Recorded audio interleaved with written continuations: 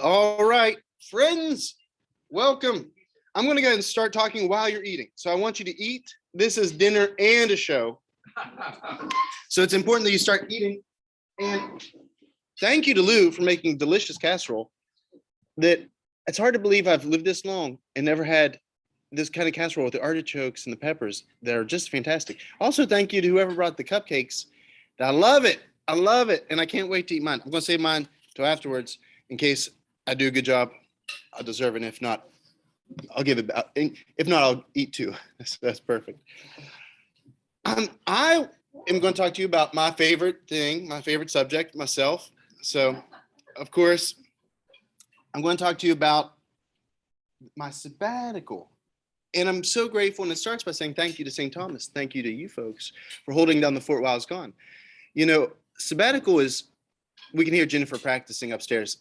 Jennifer has an opera singer upstairs. So if you hear something else,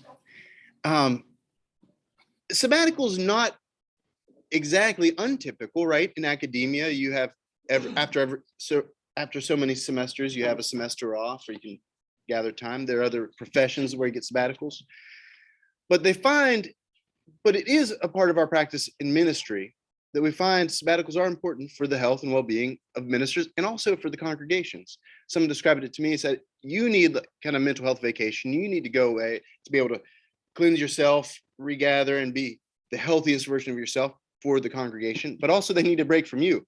So don't go and think that it's just you. Like, everyone kind of has a chance to take a break. And so I was really grateful for my friend Steve DeGueck being with you.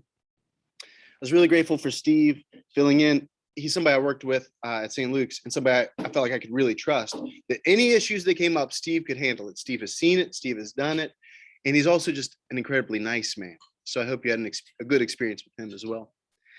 So different ways of taking sabbatical. Technically, I'm supposed to have a sabbatical every 5 years.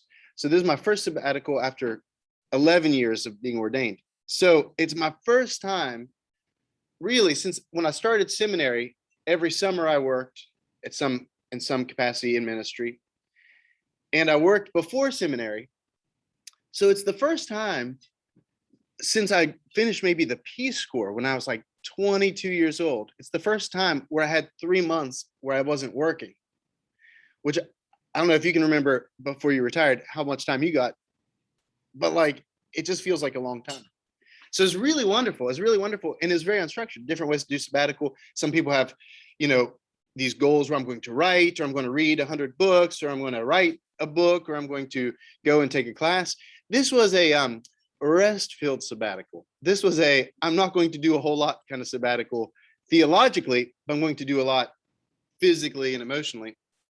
Also, it was, my kids were also on sabbatical this summer, and my wife was not. So she was working, and me and the kids were a team. So wherever I was, they were there as well. There was one day in late July, it was about 2:00 in the afternoon, and I watched a movie. Like, there's no one at the house. The house was clean. The lawn was mowed. No one was home. And it's so quiet. And I was like, I'm just going to lay on the couch and watch a movie at 2:00 in the afternoon. That was the only time this whole summer where I felt like I had 2 hours by myself, just totally free. The rest of the summer felt pretty consumed, which was good, which was wonderful. And consumed, not with bad things. They were consumed with taking my kids to the pool, consumed with going to the zoo, or going, on vacation, or going out of town. So here's where I was while y'all were holding down the fort at St. Thomas. So the very first thing, my in-laws, these are my in-laws. Y'all probably seen Pat and Susie Nakamura here at the church before, but they have a little cabin in Mentone. So we went and stayed in Mentone, and I did an Ironman, a half Ironman in Scottsboro, Alabama. Y'all, if y'all been to Scottsboro, you've probably been to the, what's the name of the store? The unclaimed baggage store.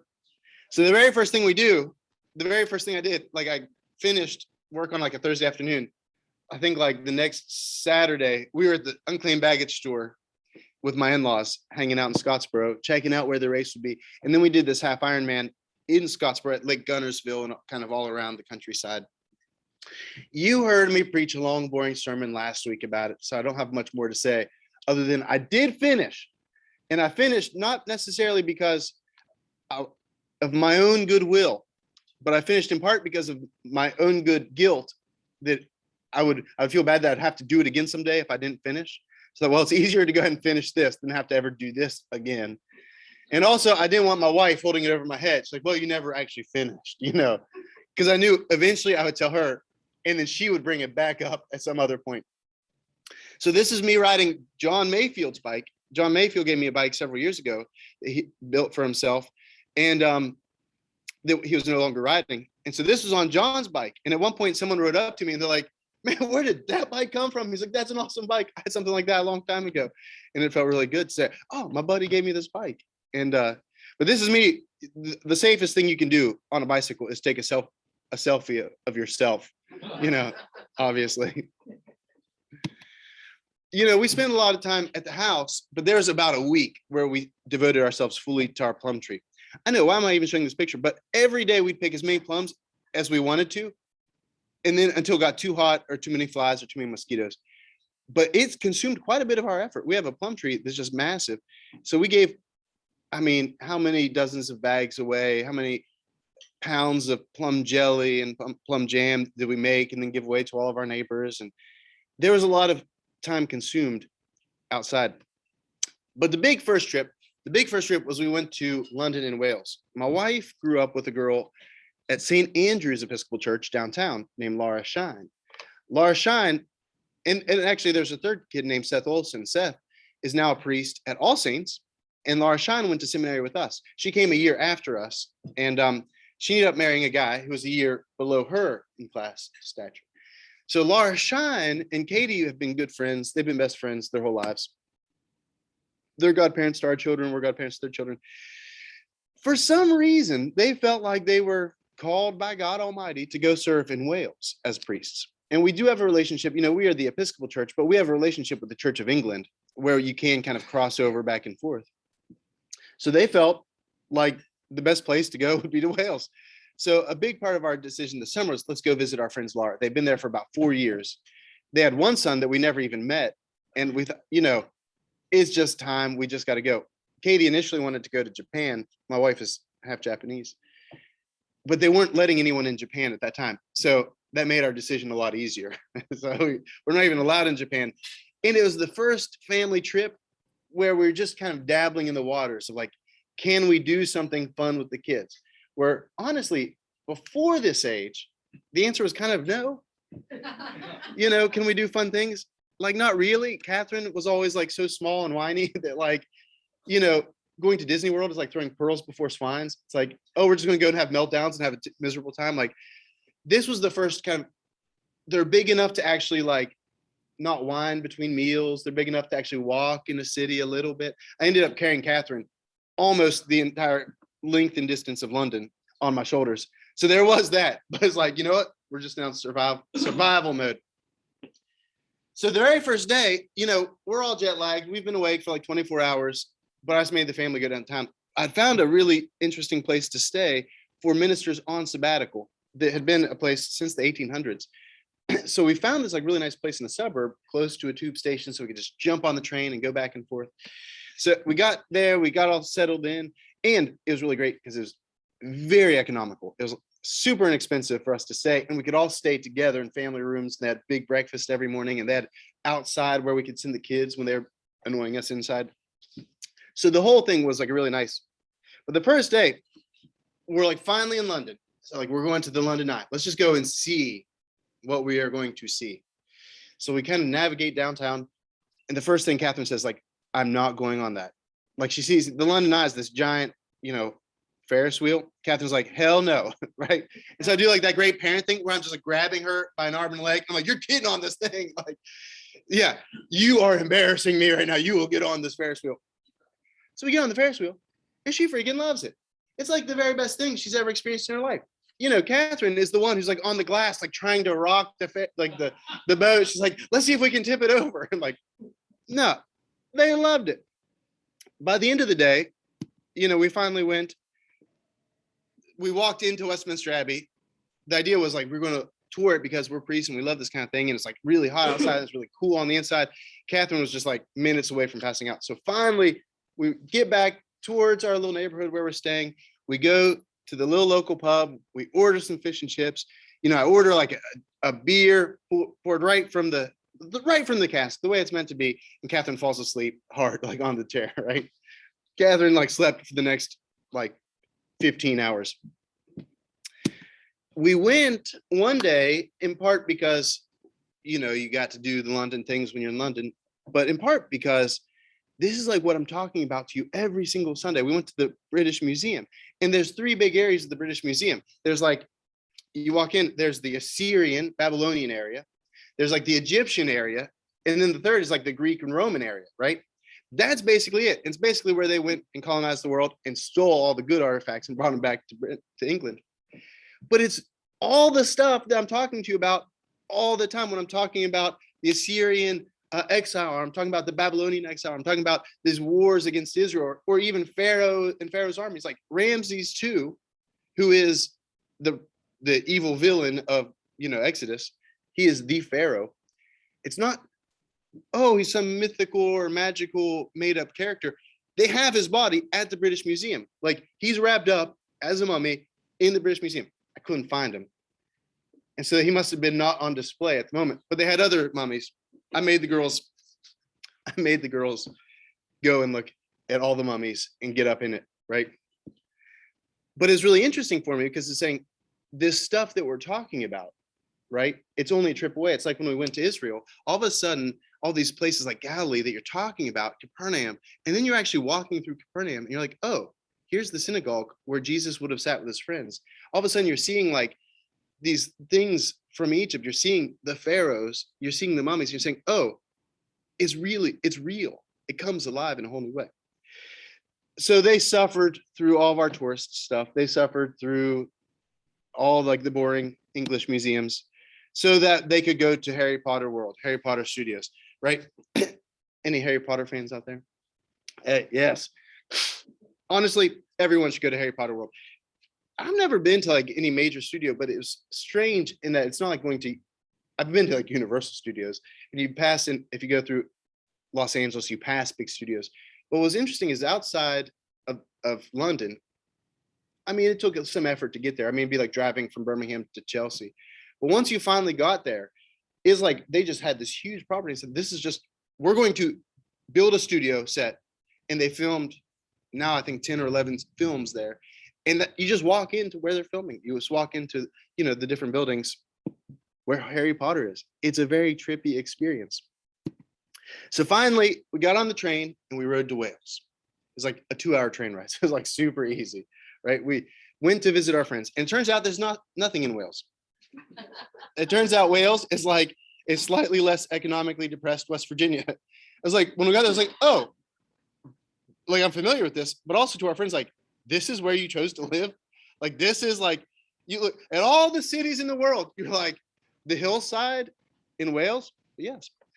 It was absolutely beautiful. It was absolutely gorgeous. It was super remote. My buddy, our friend Laura Shine, works as a chaplain in a day school in kind of a bigger city in Wales, in like northern Wales, close to Manchester and Liverpool and that kind of area of England. But my buddy Dan is a minister at 5 small villages, 5 small churches, kind of all around. And their village was like maybe 200 people. Like, we walked to the end of the village and back. I'm not even sure if his village had a grocery store, but the next village over was like 2 minutes away in the car, And all the villages were really close and really easy to access. And you just drive on these little 1-lane roads, between sheep fields. And so we had 5 churches. And it's really interesting because, our church was built 30 some years ago. Our groundbreaking was what, year 2000? And then this section was built 2005. Like, we're in his church. He's like, oh, this is a crusader's, tomb from the 1700s. It's like, no kidding. And so it's also interesting to kind of be in that lifestyle where he is an Anglican minister, but because it's the official church of England, it is state sponsored in a way. And there are rules that are passed through Parliament about how to house the clergy and the life of the clergy. So it's really interesting. He had this huge rectory. He had this huge office. Right, you walk out of his front door, you walk down the road 30 seconds, and you're at the local pub, right? And the inn that's attached to the pub where we could go after the kids were asleep. We'd go down to the pub and have a beer. And then you walk through the back of the pub, you'd walk through the little garden, and there's like all the tombs from the 16, 17, 1800s, 1900s. And you'd have this church. And it was very bucolic. We went to his church, and it's really interesting as well that it's really not that different. You know, they're using the prayers from 1662, and we're using prayers from 1979. But the distance is so small, right? The distance, even in liturgy, the distance in the way we worship is so similar still. And it's really profound. Anybody see the movie Braveheart? So Edward the Longshanks, the evil villain of Braveheart, before he went to attack the Scots, he went and attacked the Welsh, and he built a bunch of castles throughout Wales. And so one of the places we went to visit was his premier castle, the castle of Edward the Longshanks, the one that was going to intimidate all the world to bow down to him. So that was exciting, and got to go see, you know, apparently there are in Wales castles everywhere. Has anybody been to Wales? Have you all been to Wales? Have you all been to a castle? Yeah. They're everywhere, right? You're like driving along the highway and like, oh, there's another castle. It's like, we didn't go to Ireland, but from the English Sea, we could see Ireland. So we did drink like a cold Guinness in memory of Ireland across the sea at his local pub. We did go to some, you know, everywhere we went, we couldn't help but go into churches. We couldn't help, you know, so there was like some dragging the kids into churches, like, oh my God, another church. So this was a cathedral in Chester. And the funnest thing about the church in Chester was, as a way to raise money, they're selling Lego bricks. And you could buy a brick for $1 and put it on there. And they had like the Lego master sitting there, but they're recreating the cathedral out of Legos. And I don't know how they worked that out, but there was a ton of Legos. This is going to be like, I think they're going to raise like $500,000 or something building this. They said they're projecting it to take at least a couple years to build the Lego. So if y'all want to build a Lego St. Thomas, let me know. We could raise hundreds of dollars. Finally, last picture from England. We did go to like the Princess Diana Memorial Garden, and it was all wonderful. But my favorite was when we went to the armory at the was it the Tower of London? The Tower of London. And we went and saw King Henry VIII's armor. And I'm not trying to be ugly or crude or crass, but you all know how the world works. So, and I'm recording this for my mother, so I'll just, you know, be frank. It was because it's the first thing my children noticed. Because you go and you see, it's really tastefully done. They have all these different, you know, pieces of armor and all these swords, and it's really cool. And you have 3 suits of armor for King Henry VIII. King Henry VIII is our, you know, he's the one that helped lead the Anglican Reformation. If Thomas Cranmer was the theologian, King Henry VIII was the inspiration in many ways. So you see like his suit of armor when he's a young man. It's like, man, that guy was built, that guy was jacked. He must have been super strong. You can see like, just, he must have been really healthy young man. And then you see him when he's like kind of middle-aged, probably my age, he's like getting kind of portly and not quite in such great shape. And then you see like the third one where he has like this huge belly, and it's just like, obviously it's like, man, that guy should no longer be on a horse. And with each iteration, the cod piece was getting bigger and bigger until it was like a Subway sandwich. It was like, and that's the first thing, of course, my children noticed. So that's why I took a picture of, although Naomi's kind of blocking it, you know. But it was pretty fantastic. King Henry VIII, our humble beginnings. Did y'all go to the Birmingham games? Did y'all go to the World Games? It was fantastic. Katie dropped me off in Baltimore. We drove up to Baltimore together. We actually went to West Virginia, spent several days with my mother, and then we left my children and my niece with her, and we drove to Baltimore, where I dropped Katie off at the airport. And she flew back for the beginning of the World Games because she really wanted to watch sumo wrestling. When I came back, she told me, so we are now a sumo family. Sumo is now our family sport. So when we got back from Baltimore, so I did general convention for, it was altogether about 7 days where I was in Baltimore. I drove back to West Virginia, picked up the girls, drove back down. The first thing we did was the World Games. And we went to, I think, 5 or 6 sports one day. And it was super fun. By the time we were done, like the kids were just like exhausted and, so overheated, but it was fantastic. We went to Muay Thai and canoe water polo and wheelchair rugby. If you haven't seen wheelchair rugby, it is so violent. It is shockingly violent, and it's so super fun. So I did go to the General Convention of the Episcopal Church, and I've been a priest all these years. I have a master's degree in the Episcopal Church.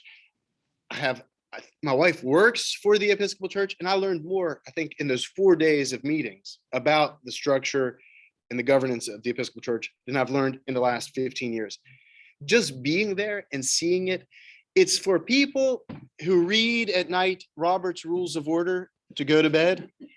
It's for people who say, I just love good, clean, orderly meetings. And that is, they had a parliamentarian there who was just like with his gavel telling us, leading us through the process.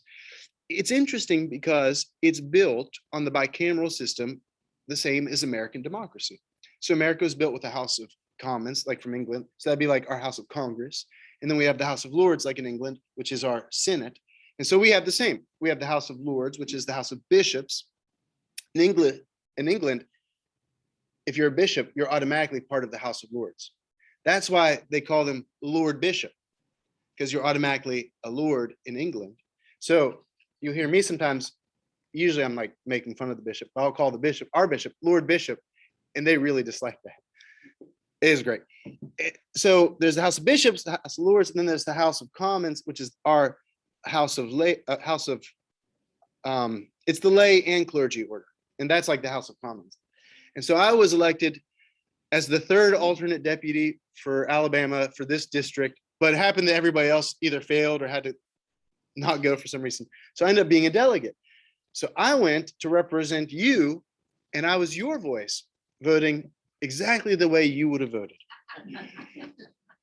And it's just like how the real Congress works, where somebody proposes some kind of legislation, it has to go to both houses and be passed by both houses before it can be ratified into law.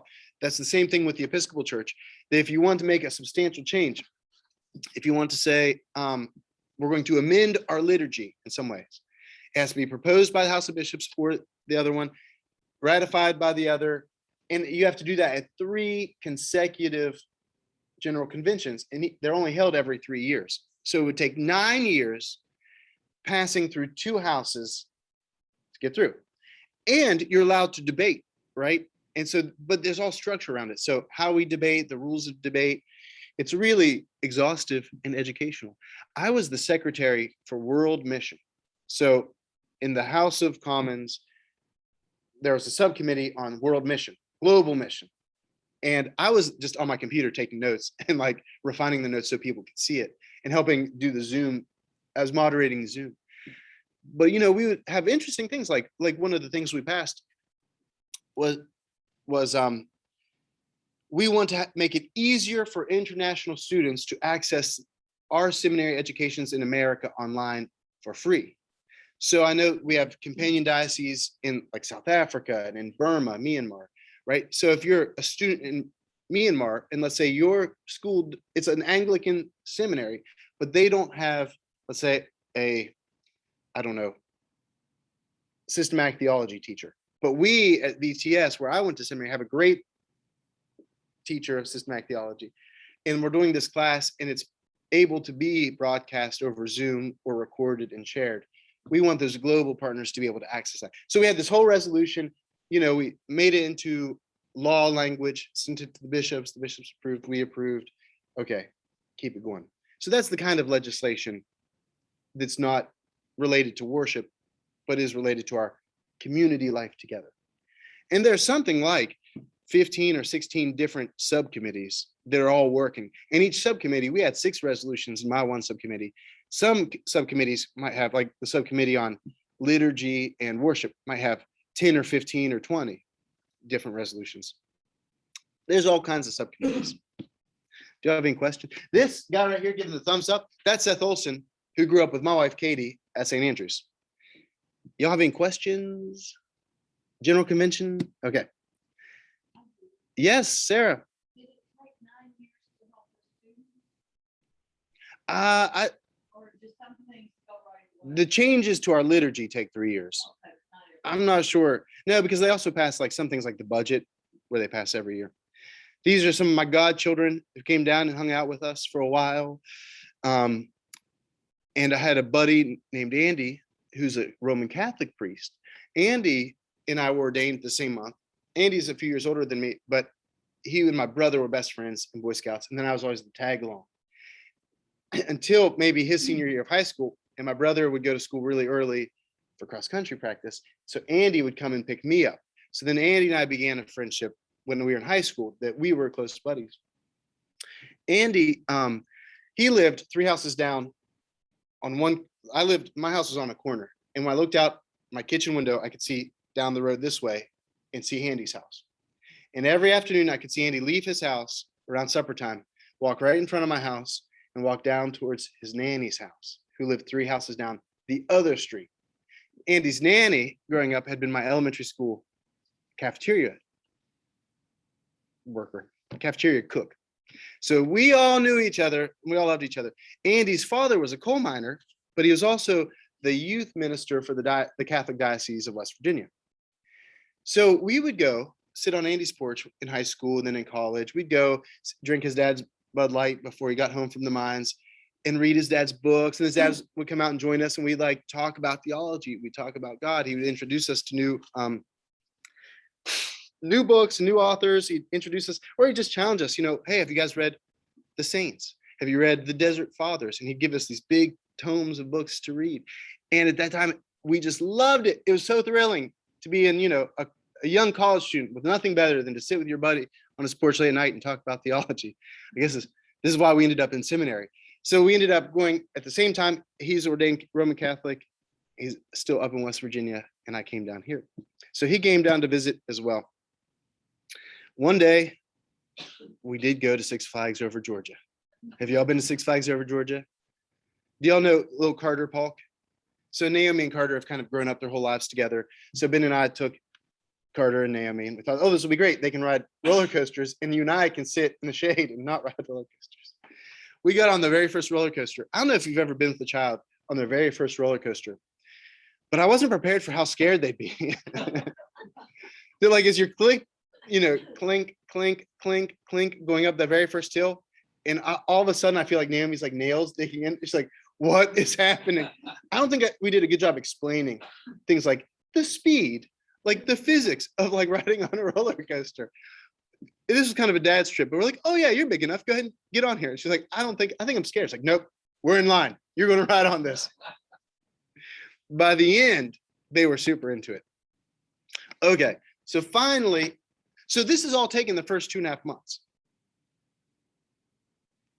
The last 3 weeks of my sabbatical, at the very beginning of August, I think we left on a Monday, and I think the kids started school on a Wednesday. So this is my brother. My brother's the one on the left. He's the handsome one.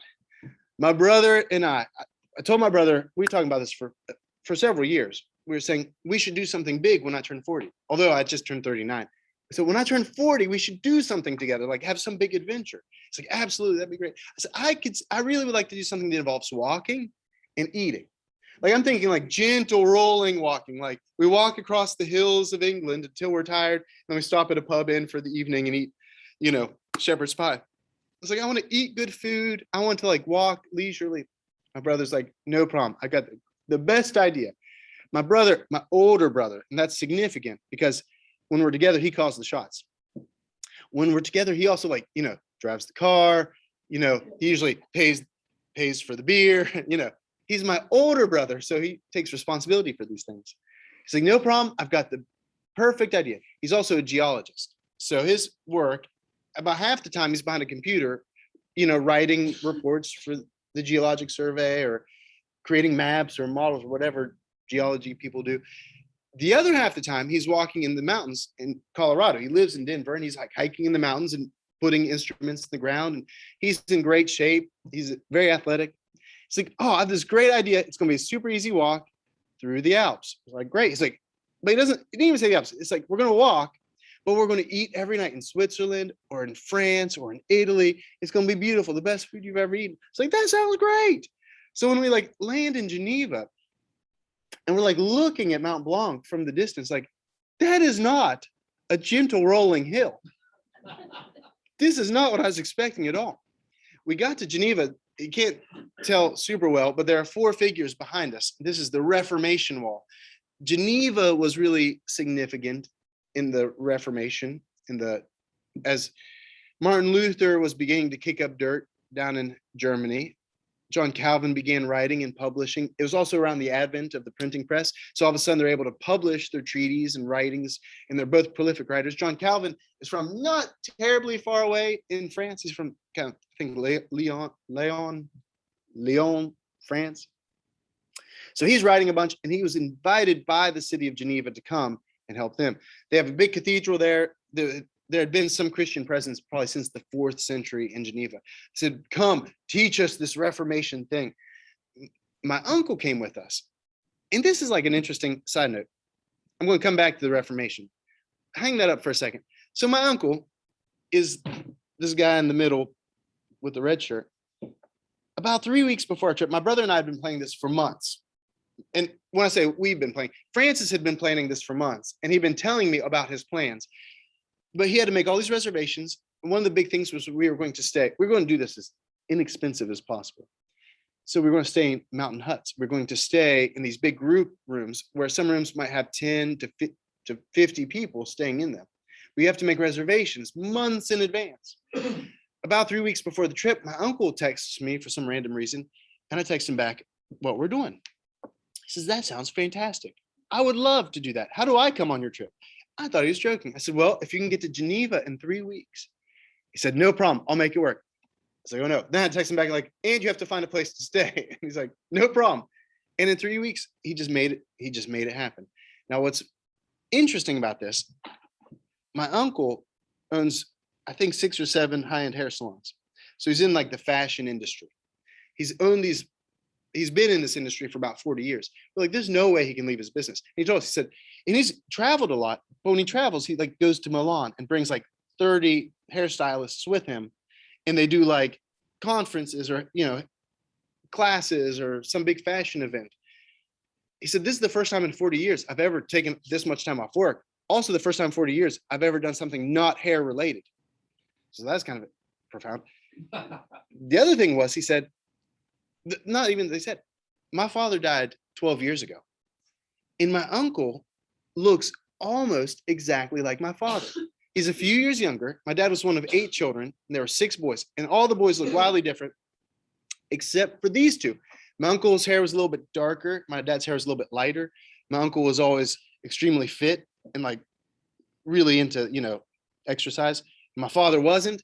But other than this, they're almost identical twins. And here comes my uncle now with gray hair. And so he looks even more like my father. And they have the same Pittsburgh accent, and they have the same laugh. It's so strange. And I've never spent that much time. This is my friend, Jack. Jack, welcome. I'm glad you're here. If you're hungry, Jack, and there's coffee in the pot. I could heat up some casserole. We could put it on plate. So what was strange is like, here comes my uncle that I've never spent that much time with.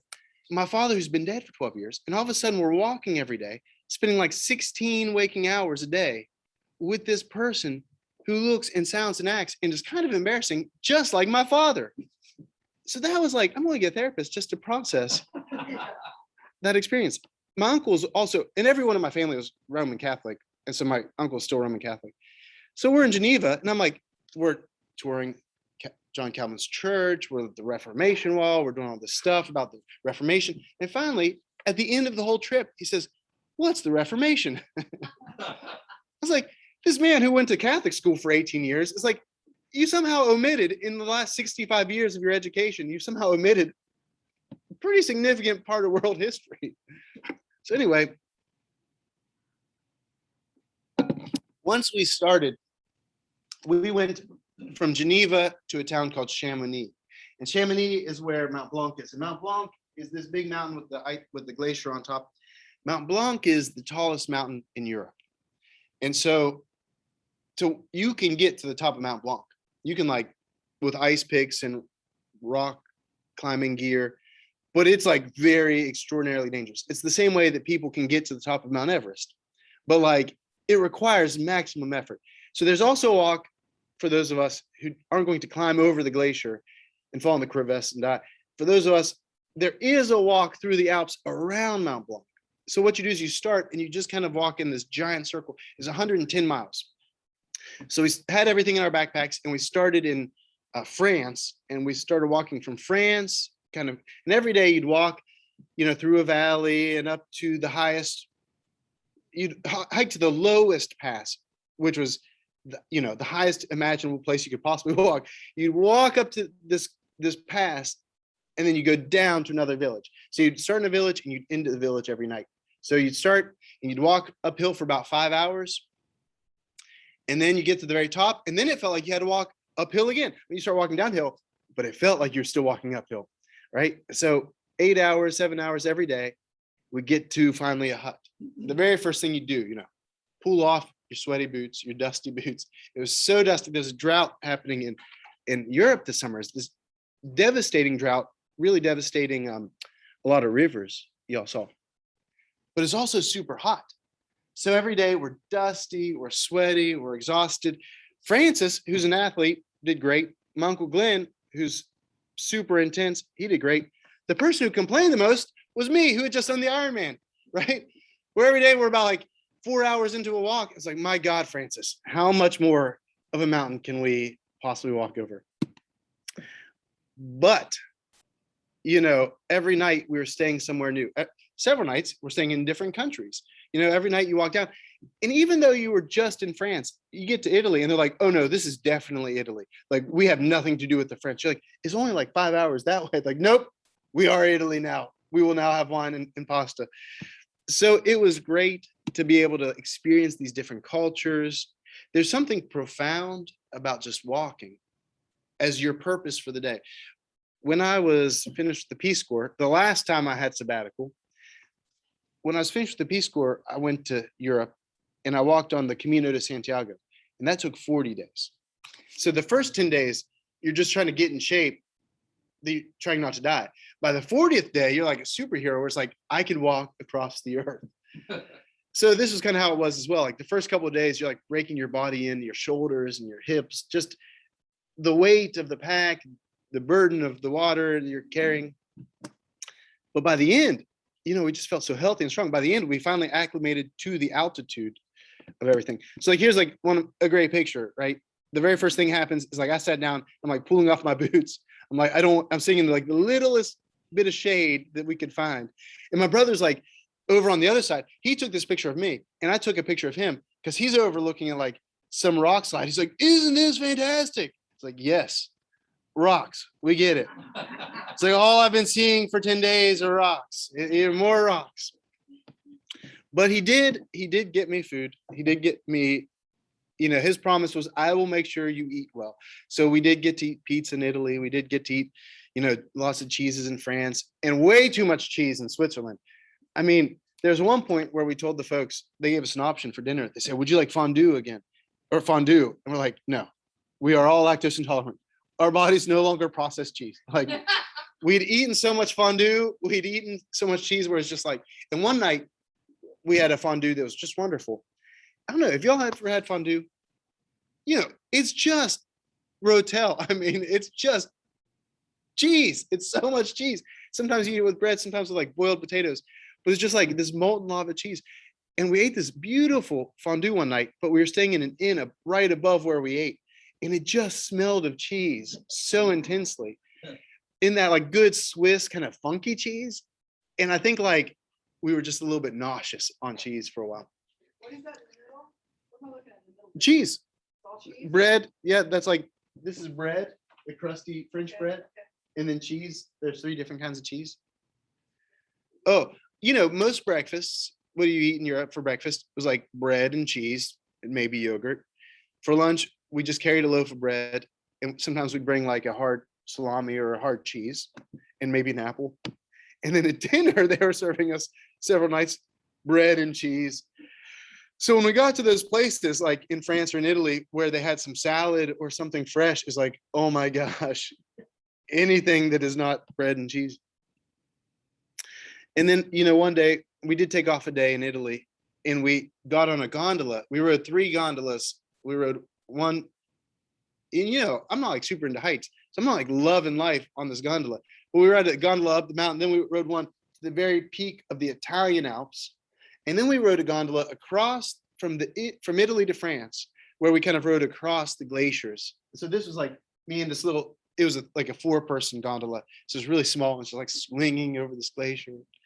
You definitely felt close to Jesus at those moments. And so this is us at the very tippy top. We're like, this is Mount Blanc right behind us. And Mount Blanc is like tall. It's like like 16,000 feet. It's a big mountain. At one point on the very last day, so this is the last day that we walked, the very last day was probably the most difficult. And as a matter of fact, we kind of got screwed up and we took the wrong trail for maybe an hour and a half or 2 hours out of our way. And then we had to hike back up to the right trail. And they had told us, oh, there are going to be ladders on the last day. And we're like, oh, how fun, how quaint. There will be like these cutesy little ladders that will be, I'm thinking like some kind of Disney-fied version of, and the trail is like a well-worn trail. There are a lot of day hikers with families from Italy and France who would just come and hike for the day. And a lot of Swiss folks. It was a well kind of marked trail, but it was also like a rough trail. I mean, it was also like the day after we finished, they had a race on the trail and someone slid off and died. And like, there were definitely days where it's like, you're on top of a mountain and like, there's nothing over here. There's nothing over here. The last day, we get to the point where the ladders are. And it was not Disney-fied at all. It was, like you hold on to a metal bar and you walk on this thin ledge over to the ladder and you grab the ladder and you climb up ladder. It wasn't necessarily that tall. Maybe it's 2 stories tall, but there's nothing below you. I mean, it's just like this drop into infinity. And so like the ladder itself wasn't so bad, but then you look down and all of a sudden that rusty ladder is starting, the sweat on your hands is starting to pool on the rusty ladder. At one point, and there's maybe 5 or 6 of these different stages where we're trying to get up and over and you're hanging on for dear life. People are starting to back up on one ladder and there are some folks above me.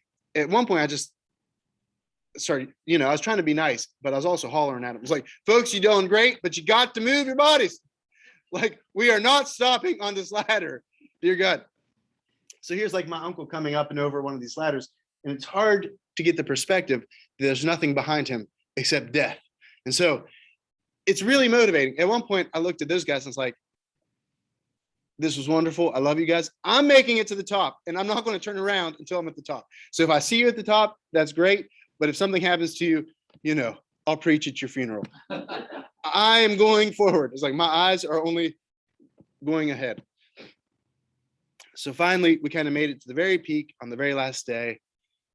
We got, back to Chamonix. We traveled back to Geneva. We flew home. The next day, we woke up at like 6 a.m. 6 a.m. in Geneva, flew back to America, finally got to Atlanta, finally arrived in Atlanta about 10 p.m., drove home around 12:30, just past midnight, been awake for like a day and a half. And oh, what a blessing it is to come home when you're so tired, like when everything in your body hurts, and you're just like, I just want to go and lay down in my pillow in my bed and not listen to my uncle snore. And it was so nice, right? It was so perfect. And then 2 days later, 3 days later, I came to St. Thomas and sabbatical was over. So it was good. It was perfect. It was beautiful. It was like there's a lot of movement. There's a lot of like, we're busy, we're doing things. There's a lot of good time with my girls where I feel like we finally got Catherine to where she can swim, where I feel like confident that if she falls in water, She can swim out of water. So that's one of my big goals. And I got to see a lot of my friends and kind of be with a lot of friends that I'm not with that often. We were able to go visit my family in West Virginia, spend good time with my mother, spend good time with all my godchildren, either here or abroad. It was good. It was refreshing. And then I got to come back to St. Thomas, and it was also really good. So thank you. Do y'all have questions? Oh, yes. I said this on Sunday, and I believe it, that